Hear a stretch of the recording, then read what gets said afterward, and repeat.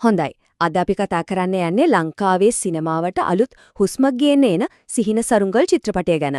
මේක නිකන් චිත්‍රපටයක් විතරක් නෙමෙයි. මේක අපේ සමාජය ගැන, ඒ වගේම අපේ සිනමාවේ අනාගතය ගැන කියන කතාවක්. ඉතින් අපි බලමු මොකද්ද මේ කතාව ඇතුලේ ඇත්තටම හැංගිලා තියෙන්නේ කියලා. මුලින්ම බලන්නකෝ මේ චිත්‍රපටයේ තේමා පාඩය.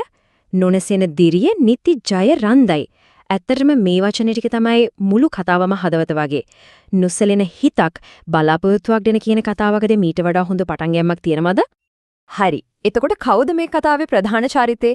ඒ තමයි Tamanට උරුම වුණ දුප්පත්කම Tamanගේ ඉරණම කරගන්න කොහෙත්ම කැමති නැති හරිම දිරිමත් ඉස්කෝලේ යන ළමෙක්. ඉතින් එයාගේ ගමන හරහා චිත්‍රපටියේ ඇත්තටම අපින් අහනවා අපේ හීනේ අපේ ඇත්ත ජීවිතේ මේ දෙක අතර තියෙන සටනින් අන්තිමට දිනන්නේ කවුද? හොඳයි. අපි මුලින්ම යමු මේ සිහින සරුංගලේ තියෙන ප්‍රධානම කතාවට. ඒ කියන්නේ හැමෝගෙම හිතට කතා කරන ඒ බලාපොරොත්තුවේ කතාවට.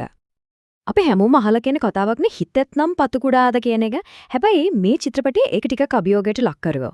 ඒ කියන්නේ ඇත්තටම හිත විතරක් තිබුණා කියලා මදිද? අදිෂ්ඨානය විතරක් තිබ්බම හැමදේම හරියනවද? ඔන්න ඔය ප්‍රශ්නෙට තමයි ප්‍රධාන චරිතය හරහා මේ නිර්මාණකරුවෝ උත්තරයක් හොයන්න උත්සාහ කරන්නේ. හැබැයි ඉතින් මේ උඩින් පේන ලස්සන කතාවට විතරක් රැවටෙන්නේ එතා. මොකද ඒ කතාවට යටින් ඊට වඩා ගොඩක් ගැඹුරු ටිකක් තියුණු කතාවක් තිබෙනවා. අපි දැන් බලමු මොනවද මේ කතාවේ තියෙන ස්තර දෙක කියලා. ඔන්න බලන්න මේක තමයි මේ චිත්‍රපටයේ තියෙන සුපිරිම වැඩේ. උඩින් බැලුවම අපිට පේන්නේ දුප්පත්කමත් එක්ක සටන් කරලා ගොඩ එන්න හදන කොල්ලෙක්ගේ කතාවක්. ඒත් ඒ කතාවටම යටින් හරිම සූක්ෂම විදිහට මේ නිර්මාණකරුවෝ අද තියෙන අන්තර්දර්ශී දේශපාලන ගැන මුළු සමාජයේම වැළාගෙන තියෙන බිස්නස් මානසිකත්වය ගැන තද විවේචනයක් ගෙනෝ. අන්න ඒක තමයි මේ නිර්මාණයේ තියෙන ගැම්ම. එතකොට ඇයි මේ වගේ ලේයර්ස් දෙකක් තියෙන එක වැදගත්? හේතුව මේකයි. ඒකෙන් පුණුවන් වෙනවා එක පැත්තකින් අපේ හිතට දැනෙන කතාවක් කියන්න, ඒ අතරම අනිත් පැත්තෙන් අපේ ඔළුවටත් පොඩි වැඩක් දෙන්න. ටිකක් හිතන්න දෙයක් ඉතුරු කරන්න නේද? සාර්ථක නිර්මාණයක් කියන්නේ ඒකට තමයි. හරි. එහෙනම් මේ වගේ ගැඹුරු නිර්මාණයක් පිටිපස්සේ ඉන්නේ කවුද? අපි බලමු මේ දැක්ම යථාර්ථයක් කරපු කණ්ඩායම ගැන. මේකේ විශේෂත්වයක් තමයි අධ්‍යක්ෂකවරණ දෙන්නෙක් ඉන්න එක. එක පැත්තකින් ඉන්නවා තාරකාධිකාරී. එයා වේදිකාවෙන් ටෙලිනාට්‍ය වලින් එන කෙනෙක් නිසා මිනිස් සම්බන්ධතා ගැන තියෙන සංවේදීකම යාගෙන් එනවා. අනිත් පැත්තෙම ඉන්නවා ආචාර්ය උපුල්වීරසිංහ. එයා ටීවී, රේඩියෝ, ෆිල්ම් මේ හැමදේම කරපු කෙනෙක් නිසා එයාගේ අත්දැකීම් එක්ක දෘශ්‍ය පැත්තෙන් එන තියුණු බව ලැබෙනවා. ඉතින් මේ දෙන්න එකතු වුණාම අර අපි කතා කරපු කතාවේ ද්විත්ව ස්වභාවයෙන් නියමෙටම බැලන්ස් වෙනවා. හොඳයි මේ කතාවට පණ දෙන්න එකතු වෙන්නේ කවුද? අපේ සිනමාවේ ඉන්න දැවන්තියෝ ටික. රොෂාන් රණවන, හේමසිරි ලියනගේ වගේ ප්‍රවීණයන්ගේ රංගනයෙන් තමයි අර චිත්‍රපටයේ තියෙන සමාජ විවේචනයට අවශ්‍ය බර ඒ ගැඹුර ලැබෙන්නේ. ප්‍රවීණියෝ චිත්‍රපටියට ඒ බර දෙනකොට කතාවේ හදවත වෙන්නේ මේ අලුත් පරම්පරාවේ දක්ෂ ළමා නළු නිලි සෙට් එක. එයාලගේ අර කිසිම කෘත්‍රිම බවක් නැති ස්වභාවික රංගනෙන් තමයි කතාවේ තියෙන සංවේදී පැත්තට, ඒ කියන්නේ අපේ හිතට වදින පැත්තට පණින්නේ. හරි. එතකොට තිරේ අපි දකින මේ සම්පූර්ණ ලෝකය හැදෙන්නේ කොහොමද? බලන්න මේක පියවරෙන් පියවර යන ගමනක්. මුලින්ම සනත් භාෂ්වර කරුණාරත්නගේ තිර රචනය. ඊට පස්සේ මංජුල පත්මකුමාරගේ කැමරාවෙන් ඒ ලියපු වචනවලට රූප දෙනවා. ඊළඟට ෂාන් ඇල්විස් එඩිටින් වලින් කතාවේ රිද්මය හැදෙනවා. අන්තිමටම කිත්සිරි වික්‍රමසිංහගේ සංගීතය ඇවිත් මේ හැම දෙයකටම ආත්මයක් දෙනවා. දැන් සිහින සරුංගල් වගේ ෆිල්ම් එකක් හැදෙන්නේ නිකන් නෙවෙයි. මේක ඇත්තටම ලොකු රැල්ලක ලොකු ප්‍රවණතාවක කොටසක්.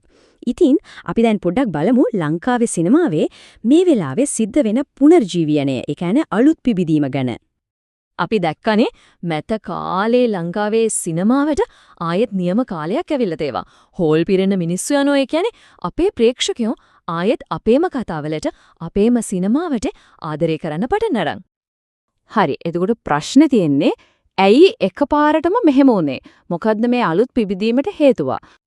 හේතු කීපයක්ම තියෙනවා. එකක් තමයි අලුත්ම ටෙක්නොලොජි පාවිච්චි කරන එක. දැන් අපි ෆිල්ම් එකක් බලුවම ඒකේ විෂුවල්ස් ලෝකේ ඕනම ෆිල්ම් එකක් එක්ක තරඟ කරන්න පුළුවන් මට්ටමක තියෙනවා.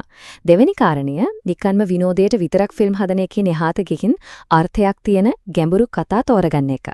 අන්තිමට මේ ඔක්කොම එකතු වුණාම පිටරට ෆිල්ම් එකකට කොහෙත්ම දෙවෙනි නැති ක්වොලිටි නිර්මාණය හැදෙනවා. ඔන්න ඔතනට තමයි සිහින සරුංගල් හරියටම ගැලපෙන්නේ. මේක තමයි අර අලුත් රැල්ලේ හොඳම උදාහරණයක්. අපි දැන් කතා කරපු ඒ සාර්ථකත්වයේ ෆෝමියුලා එක, කියන්නේ හොඳ ටෙක්නොලොජි, ගැඹුරු කතාව සහ නියම ක්වොලිටි එක කියන තුනම මේ ෆිල්ම් එකේ හරියටම තියෙනවා. හරි. එහෙනම් මේ ඔක්කොම කාරණා එකට එකතු කරලා බැලුවම ඇයි මේ සිහින සරුංගල් කියන එක නිකන්ම චිත්‍රපටියක් නෙවෙයි ඊට වඩා දෙයක් වෙන්නේ? ඇයි මේක මෙච්චර වැදගත්? සරලවම කිව්වොත් මෙහෙමයි.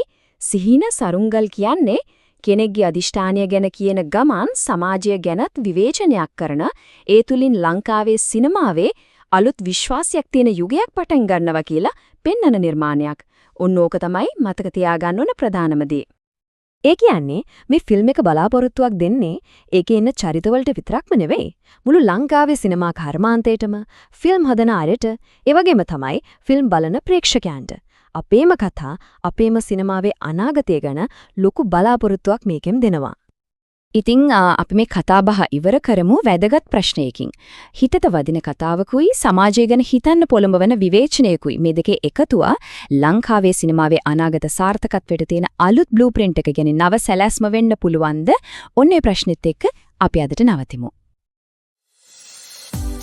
The digital seal of sharing knowledge.